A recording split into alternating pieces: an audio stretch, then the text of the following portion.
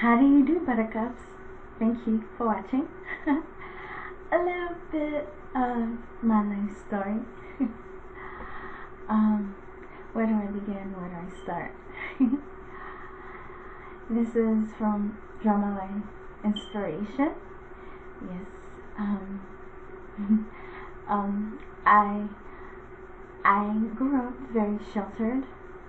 A very religious upbringing, not necessarily church, because I didn't really pay attention to preaching, and I really kept to myself.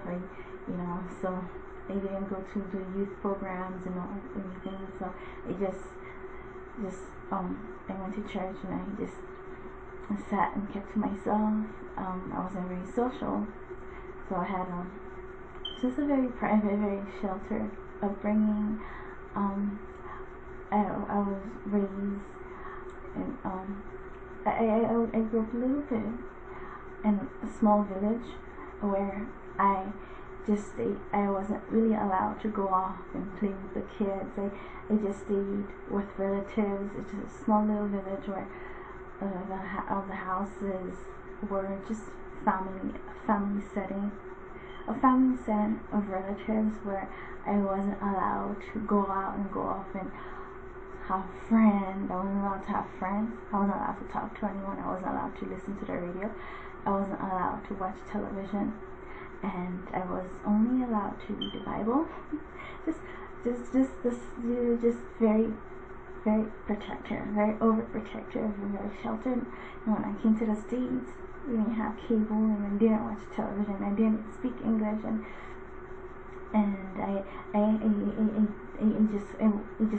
I wasn't allowed to talk on the phones. I wasn't allowed to talk to boys. I wasn't allowed to do anything but stay home and read my Bible. And there were certain clothes I could wear, I couldn't wear. I wasn't allowed to wear clothes that drew a lot of attention, and I was friendly to a few people, but I didn't have any friends. It's just very sheltered, very overprotective. I wasn't allowed to listen to secular music or be part of the secular world. I didn't go to the movies because I wasn't allowed to go to the movies. I wasn't allowed to go to the beach. I wasn't allowed to do any of that.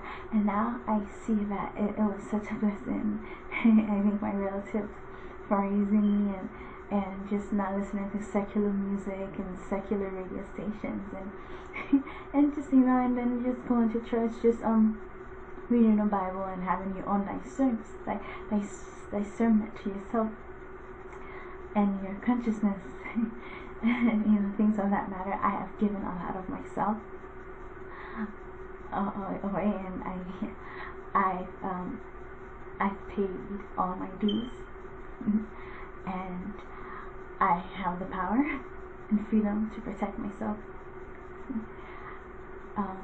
with morals and values, yes, and fairness.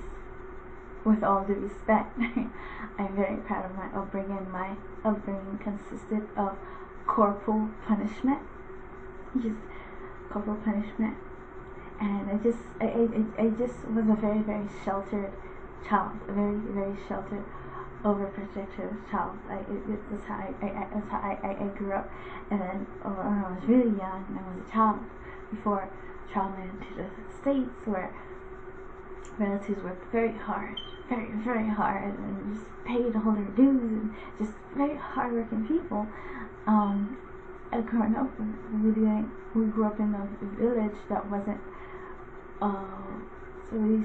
civilized village. It was civilized, of course. There's civilized people, but they wouldn't have running water, electricity. Just very like a peasant life, a farm life. Like my relatives, they were farmers who grew their own vegetables and traveled to the city and sold their vegetables. And then we bought things like we bought cows and we bought animals for food, goats. We raised them, we bought them, and we raised them for food, and we actually cooked our meals with charcoals, wood, and fire, and built our own houses and sold, because we had land, we owned land, that was our land, because we grew up in the mountains, that was Ireland. We are farmers. We did everything ourselves. We grew our own vegetables. We raised it and we sold because we had land, and we bought cows and we sold it. We sold eggs because we had chickens. We raised our own chickens, and we cooked our own meals, and we didn't go off to parties. We grew up very religious, where we believed the secular world was not a good world, it was a very satanic world, and it was a very dangerous world. And I was taught as a very young child to stay away from the secular world, to stay away from secular music, secular radio stations, secular television programs, because that was just very dangerous, and that's what I was taught. So I just kept reading my Bible, and I was relatives were very, very protective of me, making sure I don't have any friends, making sure I don't talk to boys, and making sure that I don't dress in ways that would attract attention to myself. So I was a little bit bullied because I didn't dress like the other kids. I wasn't popular, and I thank God for that. I thank God that I wasn't allowed to watch secular television and listen to secular music and all these secular things, because they're just very dangerous. Yes, I thank God for that. Very overprotective, and we didn't have electricity, very limited electricity, batteries, and we worked very hard, very, very hard. Everything we did was work very hard. We had a lot of struggles and values, morals, and integrity, and just hard, good working people, and I'm very grateful. And even throughout school, I wasn't allowed to go to the prom. I wasn't allowed to talk to boys. I didn't have a phone. I still right now I don't have a cell phone. I wasn't allowed to have an email until I was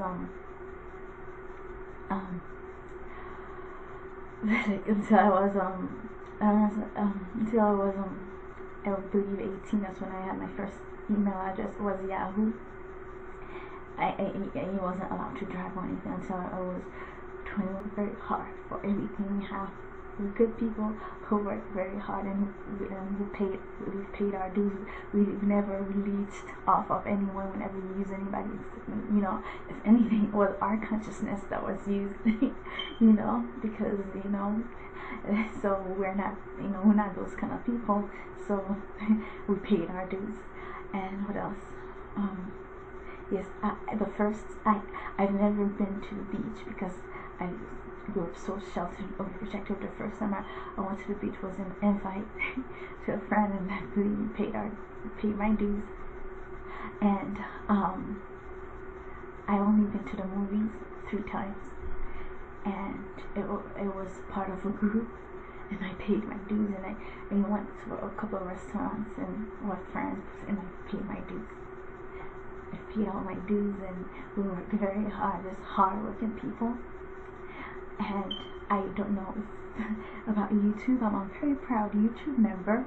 But I don't know. Regarding, are people paying to get into YouTube now, or are people paying to use Facebook, and are people paying to just use Twitter?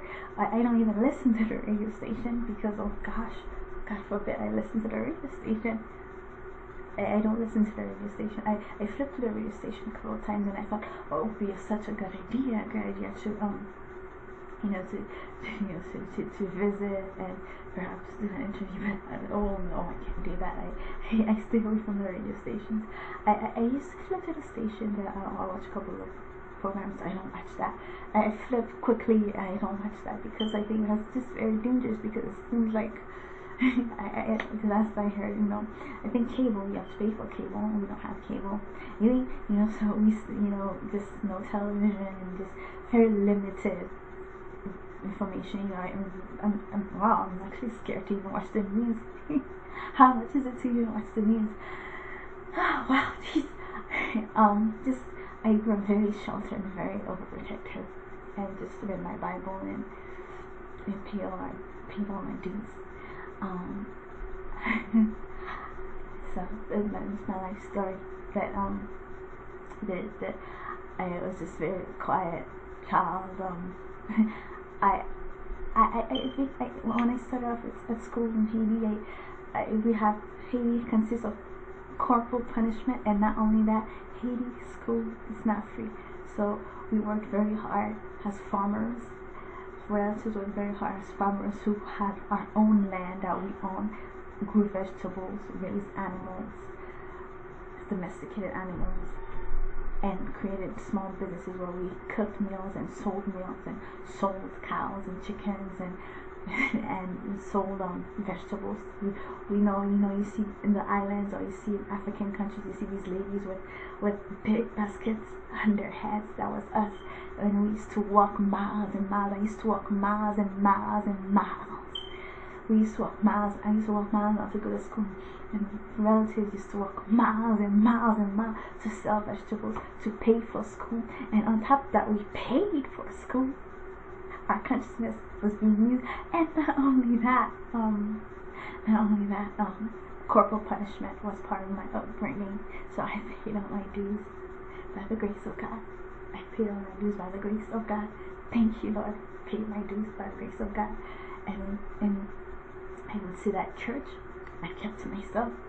And in fact, there was for a long time I stayed home and prayed and read my own Bible. I don't go to church. There are certain church I'll visit, and it's like going to a comedy club, and then you pay your dues by paying off rent. I feel like I came out, and then leeches and parasites came out of the woodworks, bullying me and with all sorts of things, and it was very brutal, very malicious, and it got very dangerous. Thank God, by the grace of God, I survived. Goodness, by the grace of God, I survived the maliciousness of these parasites bullying me. It's like, wow, like, get out of my ass and get over yourself. I'm just so grateful for my overprotective, sheltered lifestyle that I wasn't allowed to listen to secular music. Secular music can be involved in the secular world. The satanic secular world, very, very dangerous. The Bible says, salvation is a free gift. Yes, salvation is a free gift, and just thank God. I am so blessed. I am so blessed. I'm very proud of a lot of things, and I'm very proud of my upbringing. And I'm very proud of just so many things, so many wonderful things that came through struggle, pain, and paying a lot of dues. Yes, paying a lot of dues. I paid my dues by the grace of God, and I have the power to protect myself. And salvation is a free gift. Freedom, justice, equality. I go by the name of Mr. Son, and now with Prince Harry, go by Prince Harry's surname, Nancy the Son Windsor. Very, very proud of him, and just really wonderful. And he's really wonderful. He's someone that I love him very much, and I have so much love for him, and just I honor him, and I respect him, and I love him so much, and he's a wonderful part of my life, and he's amazing, and I'm going to be moving in with him, and what an honor and a great blessing. And with prayer to myself, Prince Harry's girlfriend and his wife, Prince Harry's wife, and we're going to be moving in together, and how wonderful is that? And on my next couple of videos, I'm going to be speaking about travel arrangements, and just the whole moving in with Prince Harry.